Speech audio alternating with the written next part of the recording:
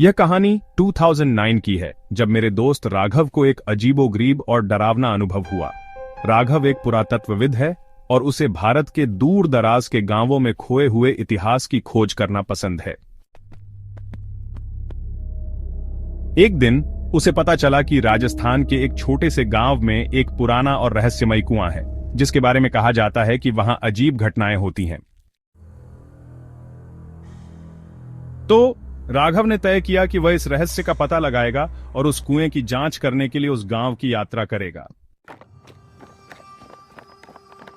राघव ने तय किया कि वह उस कुएं की सच्चाई का पता लगाएगा। वह अपने साथ कुछ जरूरी सामान लेकर गांव की ओर निकल पड़ा।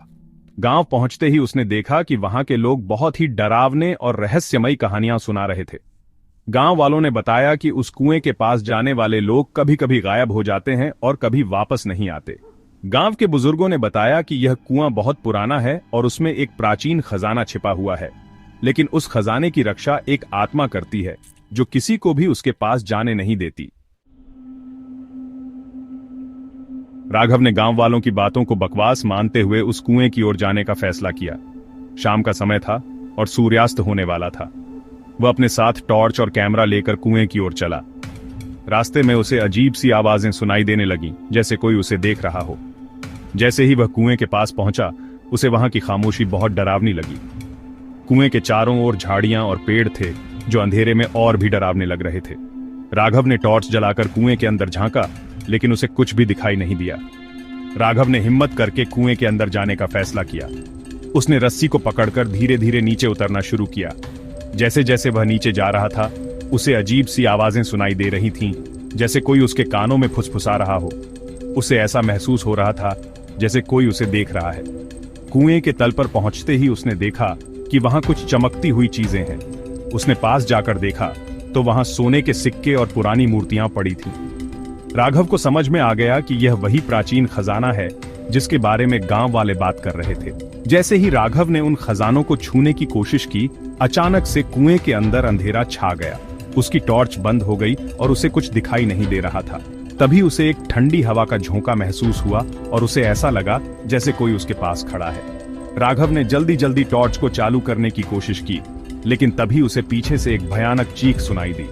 उसने मुड़कर देखा तो वहां एक आत्मा खड़ी थी, लंबी सफेद कपड़े पहने और डरावनी आंखों वाली। राघव का दिल जोर जोर से धड़कने लगा और उसने भागने की कोशिश की। राघव ने जैसे तैसे रस्सी पकड़कर ऊपर चढ़ने की कोशिश की, लेकिन आत्मा ने उसका पीछा करना शुरू कर दिया। उसने महसूस किया कि आत्मा उसे खींचने की कोशिश कर रही है। राघव ने पूरी ताकत लगाई और किसी तरह ऊपर पहुंचा। उसने तेजी से भागकर कुएं से दूर हो गया और गांव की ओर भागा। गांव पहुंचते ही उसने गांव वालों को अपनी कहानी सुनाई। उन्होंने उसे बताया कि वह आत्मा उस खजाने की रक्षा करती है और किसी को भी उसे लेने नहीं देती। राघव ने यह तय किया कि वह दोबारा कभी उस कुएं के पास नहीं जाएगा। कुछ दिनों बाद राघव ने अपने अनुभव को एक शोध पत्र में लिखा और इसे पुरातत्वविदों के एक सम्मेलन में प्रस्तुत किया। वहां के विशेषज्ञों ने भी इस घटना की सत्यता की पुष्टि की और इसे एक अद्भुत खोज माना। लेकिन राघव को अब भी ऐसा महसूस होता है कि वह आत्मा उसे अब भी देख रही है और कभी कभी उसे अजीब आवाजें सुनाई देती हैं। राघव ने और खोजबीन की ओर पाया कि वह आत्मा एक प्राचीन रानी की है जो उस खजाने की रक्षा करती थी। कहा जाता है कि रानी ने अपने राज्य की रक्षा के लिए अपनी जान दी थी और उसके बाद उसकी आत्मा उस खजाने की रक्षा करती रही। राघव ने गांव वालों के साथ मिलकर उस आत्मा की शांति के लिए एक पूजा अर्चना करवाई ताकि उसकी आत्मा को मुक्ति मिल सके। पूजा के बाद राघव को लगा कि आत्मा को शांति मिल गई है और गांव में अब कोई अजीब घटनाएं नहीं होती। राघव ने अपनी कहानी को एक किताब में लिखा और यह कहानी लोगों के बीच बहुत प्रसिद्ध हो गई।